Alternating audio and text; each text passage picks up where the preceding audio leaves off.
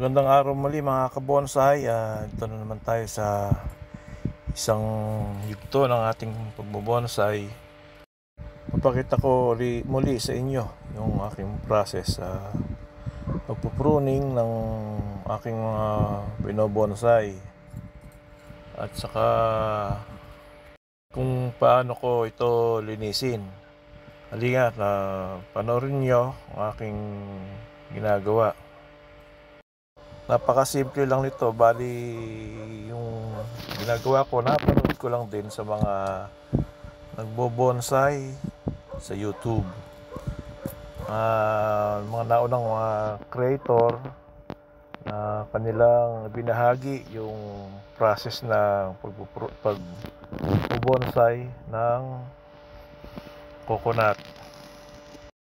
Bali, ito lang ang aking process base sa mga natutunan ko sa ibang nagbobonsai.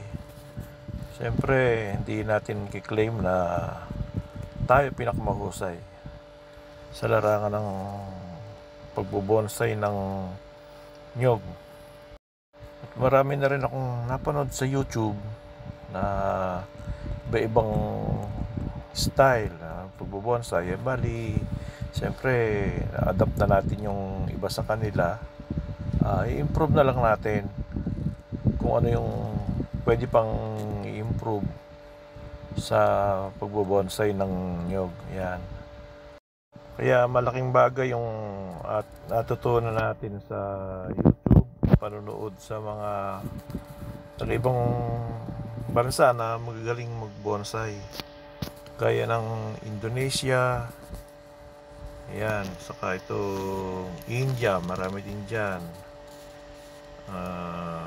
Dito rin sa atin sa Pilipinas, marami rin nagbobonsai na magagaling.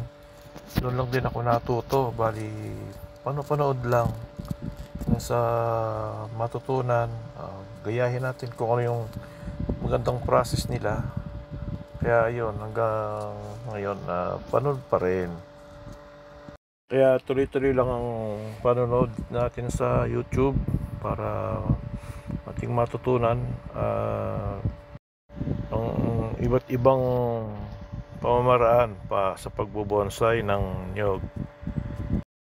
Kung meron man kayong pwedeng matutunan sa ginagawa ko, pwedeng namang paki-like,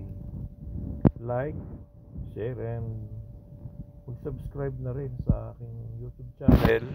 Sa mga nakakapanood dito ngayon, maraming salamat po sa inyong lahat.